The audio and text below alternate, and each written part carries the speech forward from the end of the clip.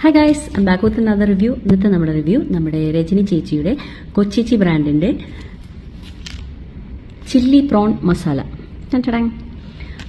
ഇത് എനിക്ക് റിവ്യൂവിന് അയച്ചിട്ട് കുപ്പി കാലിയായി. എനിക്ക് റിവ്യൂ ചെയ്യാൻ ബാക്കിയൊന്നും ഉണ്ടായിരുന്നില്ല. പിന്നെയും ഞാൻ ഓർഡർ ചെയ്തു, അതും കാലിയായി. ഇതിപ്പോൾ മൂന്നാമത്തെ കുപ്പിയാണ്. അപ്പോൾ ഏകദേശം നിങ്ങൾക്ക് ഇതിൻ്റെ ടേസ്റ്റിൻ്റെ കാര്യത്തിൽ ഒരു ഐഡിയ കിട്ടിക്കാണുമല്ലോ. ഉണക്കച്ചെമ്മീൻ കഴിച്ചവർക്കറിയാം, അതിനൊരു പ്രത്യേക മണമുണ്ടാവും. ആ മണം നമുക്കിങ്ങനെ ചെമ്മീൻ കഴിക്കണ്ട, ശരിക്ക് ചോറിൻ്റെ കൂടെ ഇതിങ്ങനെ മണത്താൽ നമുക്ക് കഴിക്കാൻ പറ്റും. അമ്മാതിരി ടേസ്റ്റാണ്.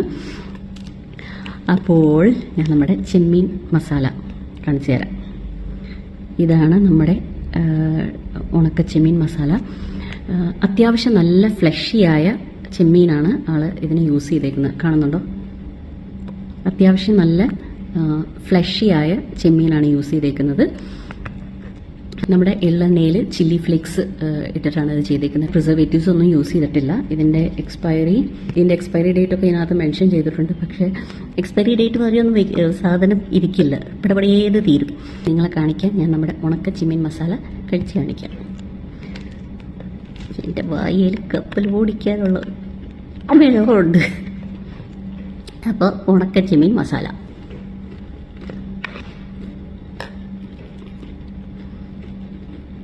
ചുമ്മാ ഇരുന്ന് ഇങ്ങനെ കോരി കഴിക്കാം. ചോറ്, കഞ്ഞി, ഇതിൻ്റെ കൂടെ കറികളൊന്നും ഇല്ലെങ്കിൽ നമുക്ക് ജസ്റ്റ് ഒരു ഇച്ചിരി ഇട്ട് കഴിഞ്ഞാൽ അസാധ്യ ടേസ്റ്റാണ്.